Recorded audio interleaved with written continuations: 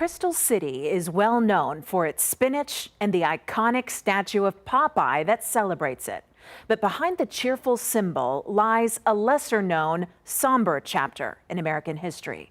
During World War II, several thousand people of Japanese descent were imprisoned in an internment camp there. This weekend, dozens of survivors returned to Crystal City to make sure their story is not forgotten. Here's KENS 5's Danny Hermosillo.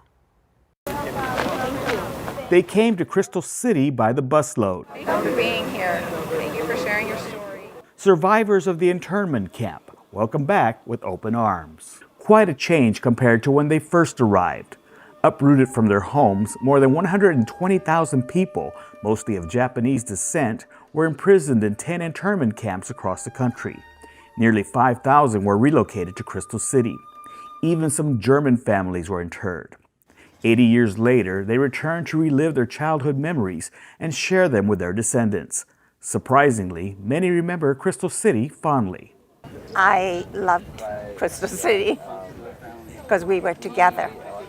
And to me, if the parents are reasonably happy with each other, kids are happy and feel secure. Elsa Higashida Kuro's family was among 1,800 Japanese deported from Peru to the U.S. in a failed prisoner exchange plan.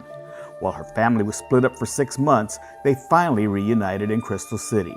I grew up with the stories because my father was also interned here, and so both sets of parents and both sets of grandparents, my aunties and uncles on both sides.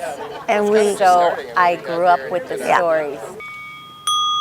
Sumiko Okazaki. Jitsu Yokota. The names of those who died in the camp were read in prayer, while the descendants of other prisoners made note of their names, ensuring they will not be forgotten. For those who weren't able to make the pilgrimage but still want to learn about the history of the internment camp, Crystal City has a full-time display dedicated to it at its local museum called My Story. It is a very important, crucial part of our history. Sadly, the education of it has not been very shown.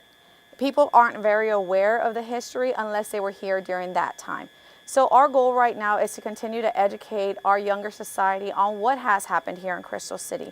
While most here agree that the internment camp carries a dark lesson that we should be leery of repeating, for the survivors, they're grateful that the city embraces them and their shared history. it means a great deal, and to have the people who's running the city being so hospitable, I really appreciate that.